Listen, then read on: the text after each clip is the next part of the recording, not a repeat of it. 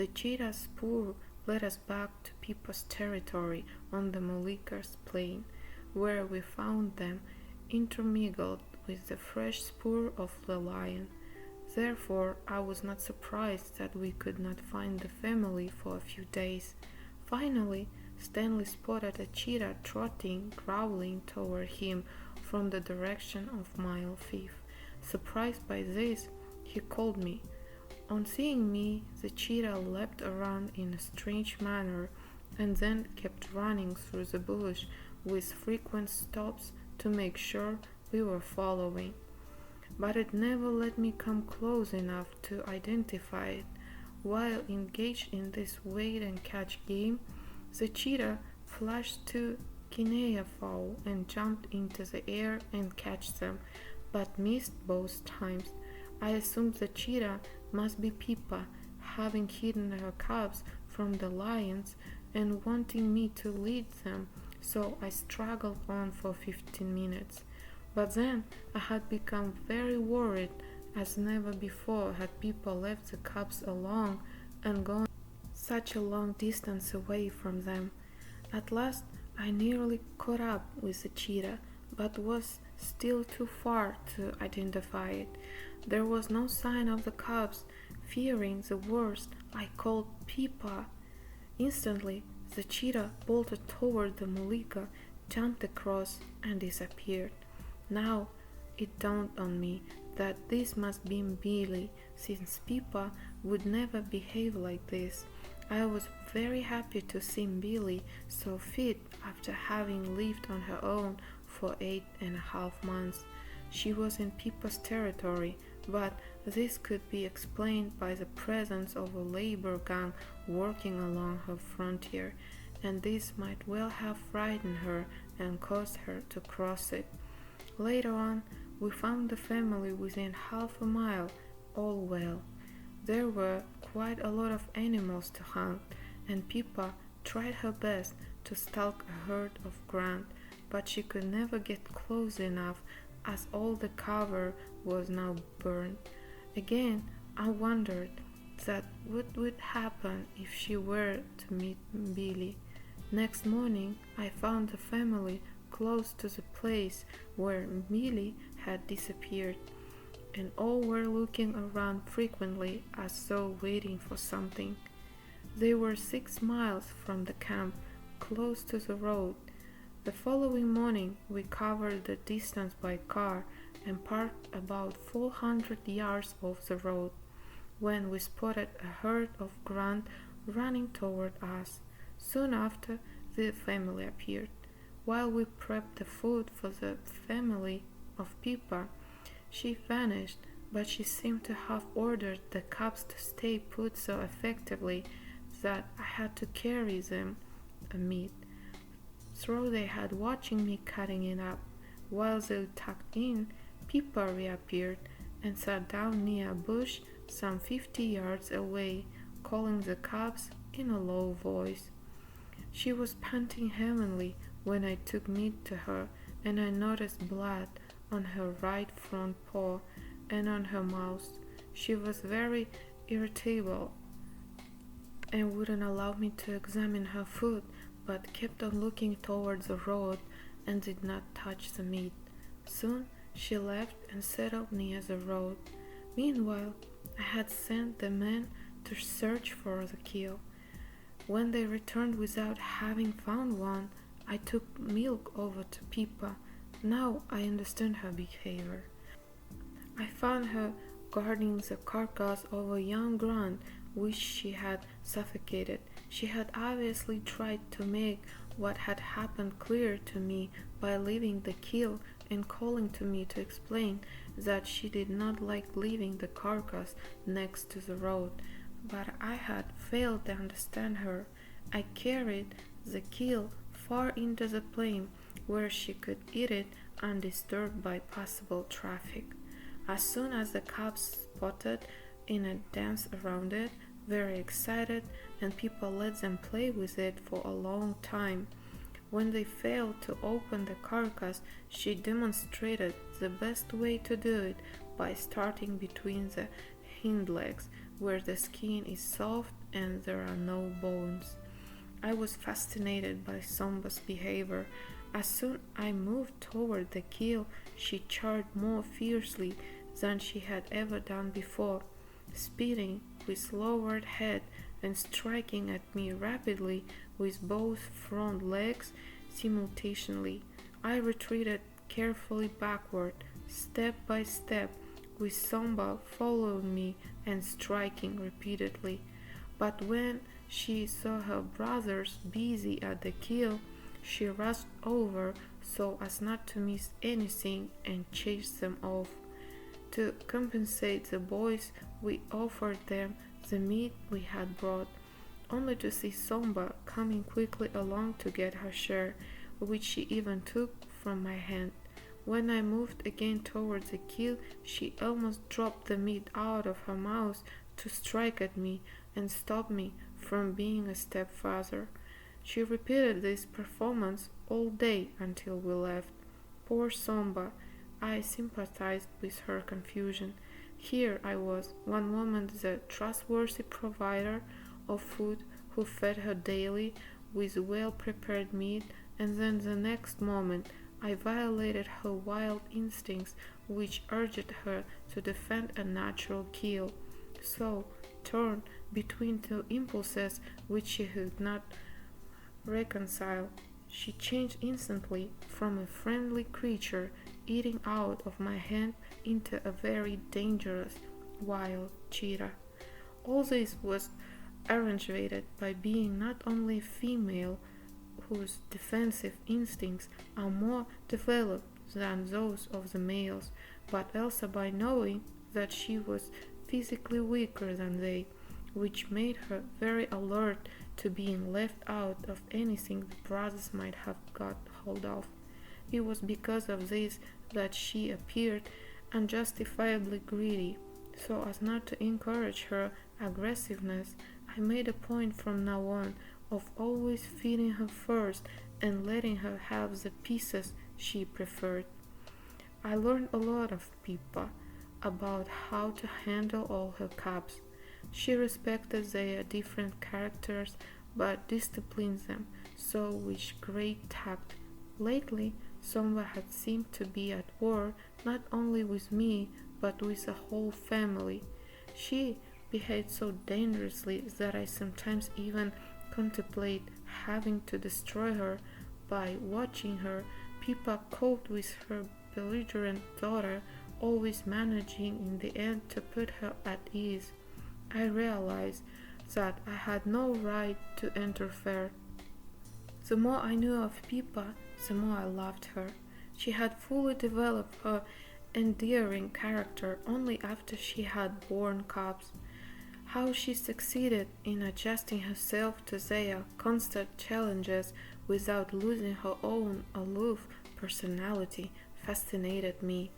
Next morning we drove to the place where we had left the family, and on arrival I honked in the rhythm they know well as a signal that they had brought their food.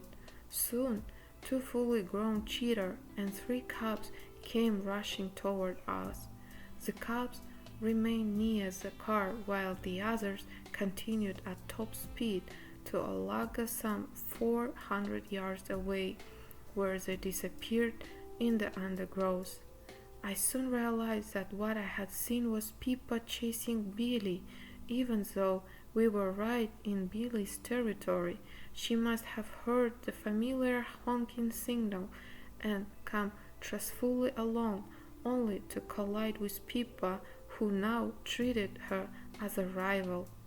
This seems to prove the theory that it is common among cheetah for the mother to take over the territory of her previous cub.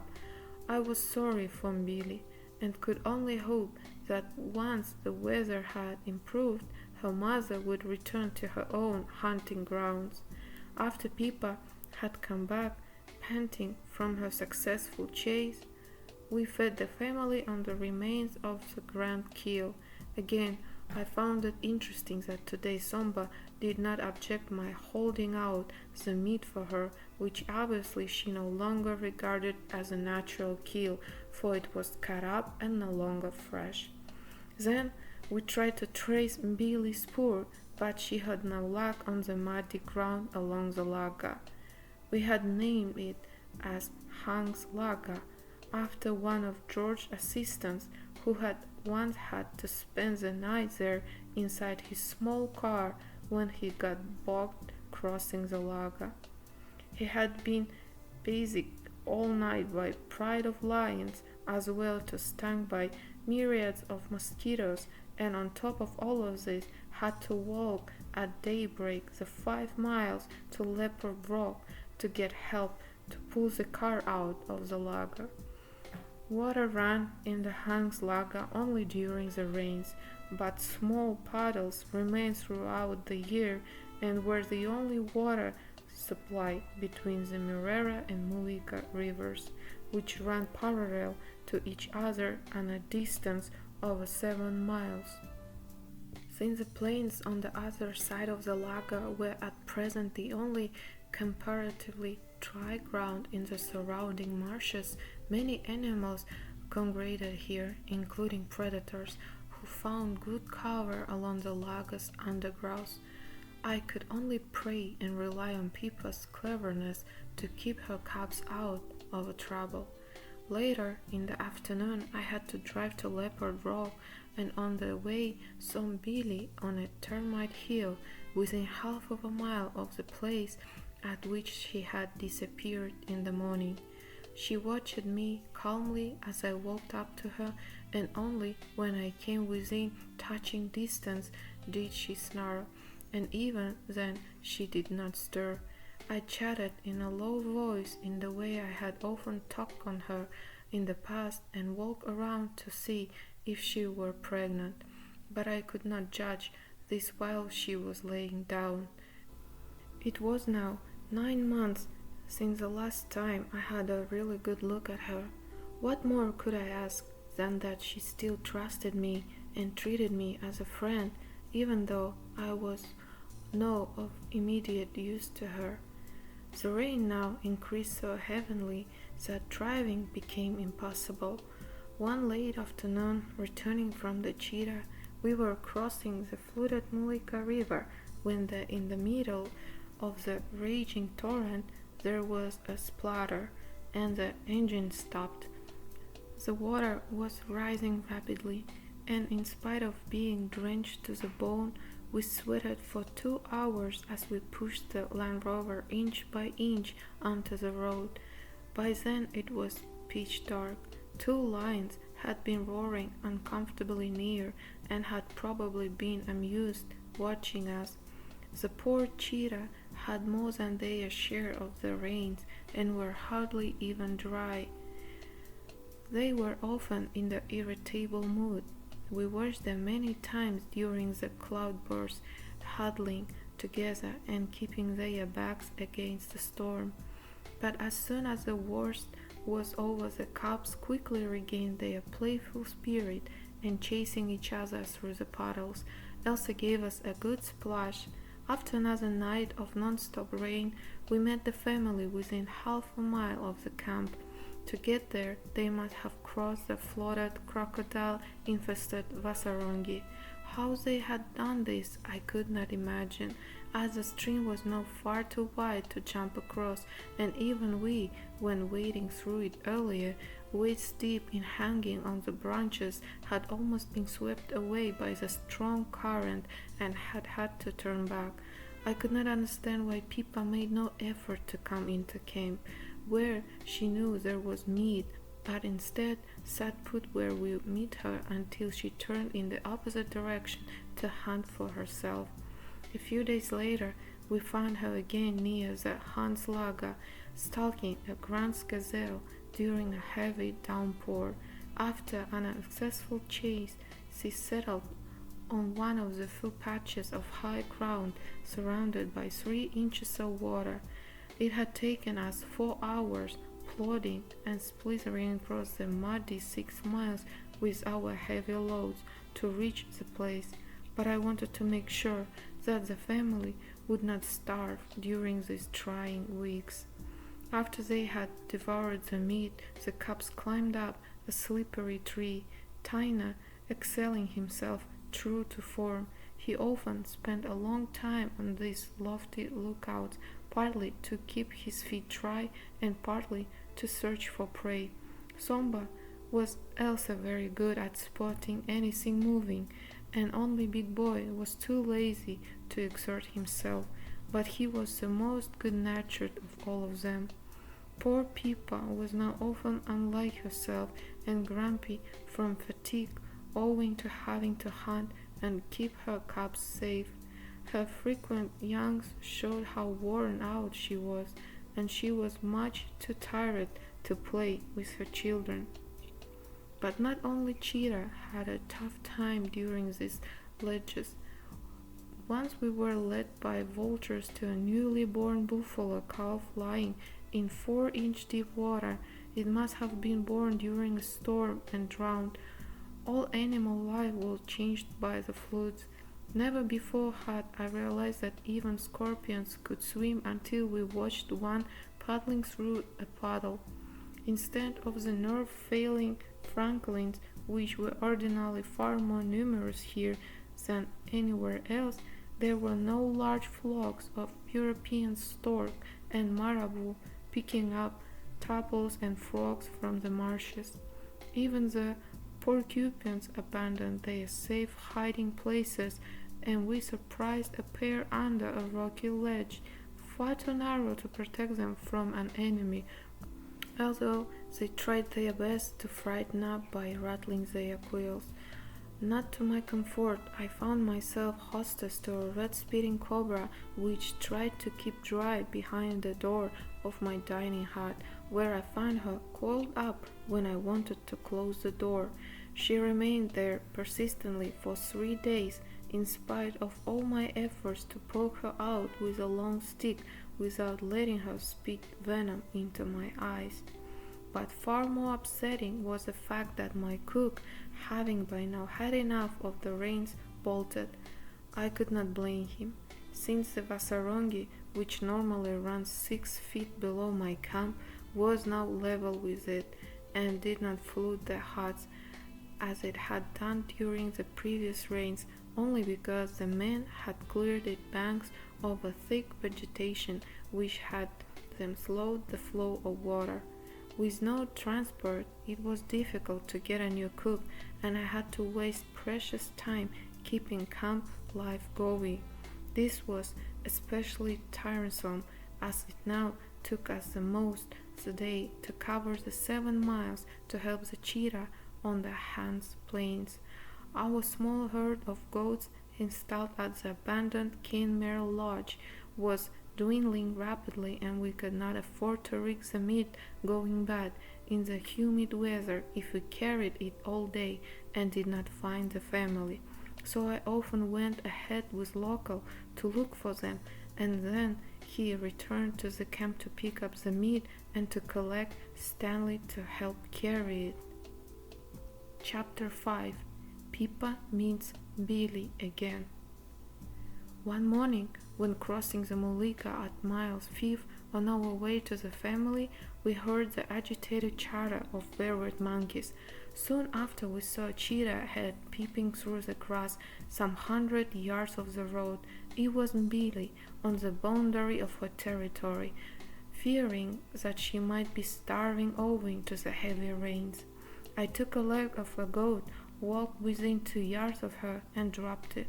She quickly carried to a nearby tree, to which I followed her, and then I watched her eating the meat to the last scrap.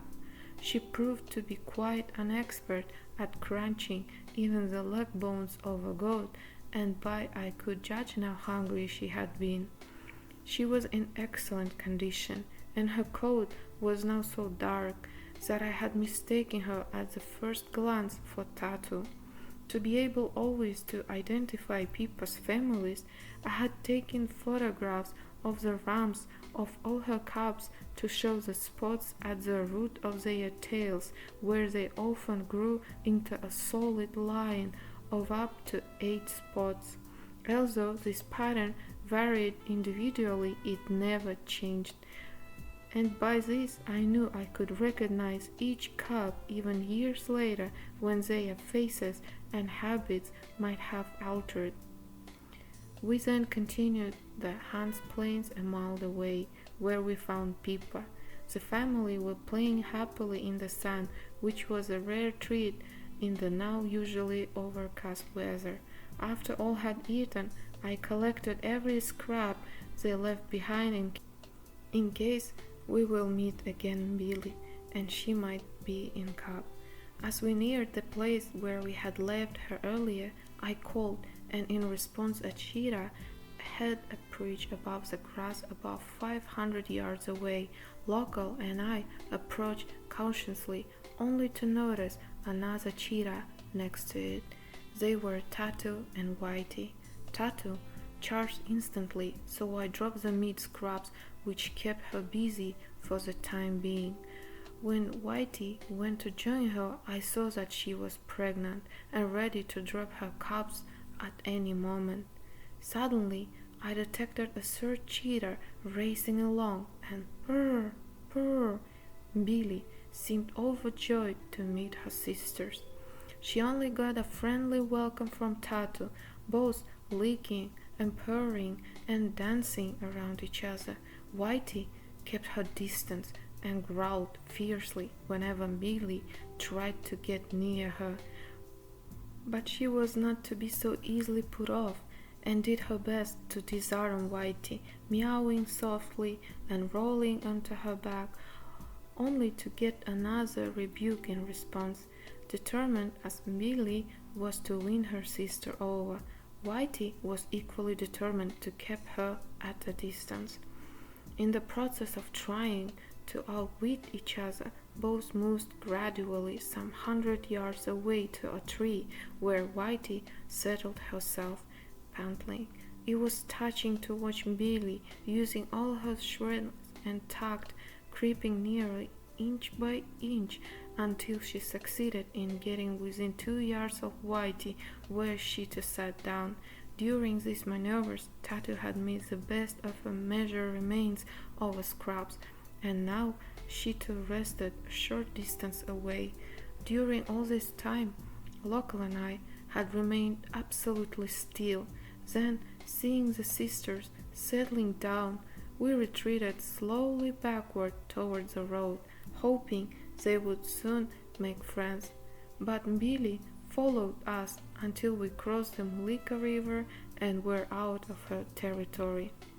All three sisters were now within Billy's territory, and so too was Pippa, who was separated from her previous leader only by the flooded Hangslaga about a quarter of a mile away. And last time I had been together with the 3 cubs of the earlier leader, it was 9 months and 20 days ago. Whitey and Tato had been seen together on several occasions around Govenga Hill, some 12 miles away in the opposite direction. Billy had always remained along between Mile 5 and Leopard Rock. All 3 were now much larger than their mother and superbly fit. I was convinced, not only from her appearance, but also by her behavior in resenting Billy's approaches, that Whitey would give birth within 48 hours. Knowing that the 3 sisters could well look after themselves even during these trying rains, I told Local and Stanley that we would not feed them unless we should find Whitey with her future cubs in desperate need of help. Otherwise, we might annul all they had achieved in becoming wild. But having once given Billy meat, she was waiting for us the next morning at Mile 5. I felt very unhappy at having in her own interest to harden my heart. Ignoring her, I walked on. But I had not reckoned with Local and Stanley, who, contrary to my instructions, called Billy with the result that she should follow us. They did not understand that I acted as I did only to prevent a possible fight between Billy and Pippa. I used every kind of trick and device to evade Billy, who trotted trustfully along beside us. However, eventually she disappeared, and we continued for another mile. As soon as I detected the family through my field glasses, some 500 yards away, we inserted the vitamin rations into small pieces of meat to have all ready when they arrived. While thus preoccupied, I had not noticed that Billy had caught up with us and was now sitting within a few yards watching us intently. Meanwhile, Pippa and the cubs had come close, but on seeing Billy, bolted instantly.